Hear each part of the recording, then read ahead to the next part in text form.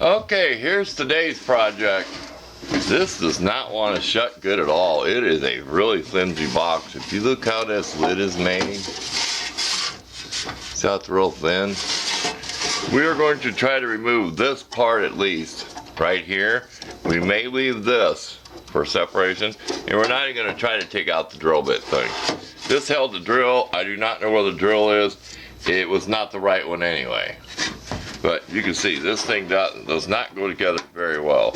You have to try to force it together to close it. Once we're done, we'll figure out what to use it for. But it's going to take some hammering and stuff. So we'll bring you back when we're done. See, there's dents in here.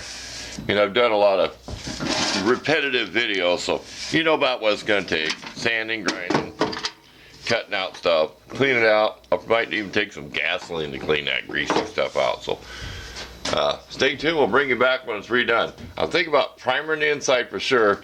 We don't know what we're going to do with the outside. It may just be sprayed with flat black because it's just going to be a box to store stuff in. So I'm not restoring it to the original color or nothing.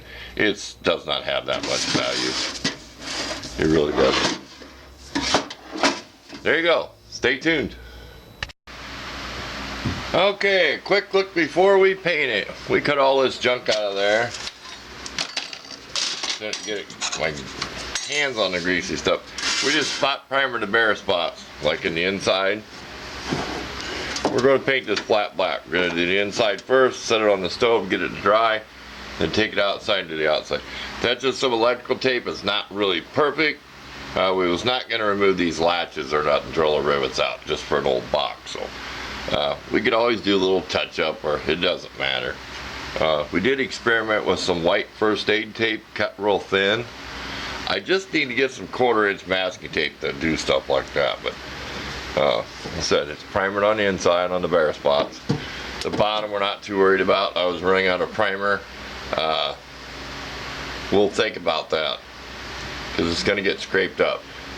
I do have enough primer left probably to do the bad spots on the bottom, so stay tuned. Okay, we had one reaction to the paint. Well, two. Down inside right there, the primer came through.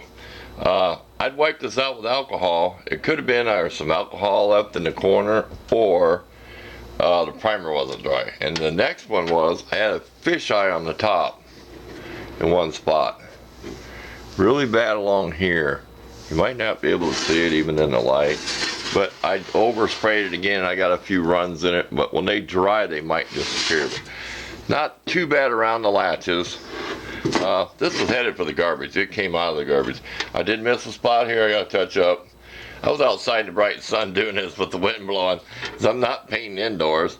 All I did on these latches is hand wire brush because they are some kind of zinc coating, but this thing does not close the greatest. You have to kind of fidget with it to get it to close. But there you go. We still have to do the bottom. We're not too worried yet.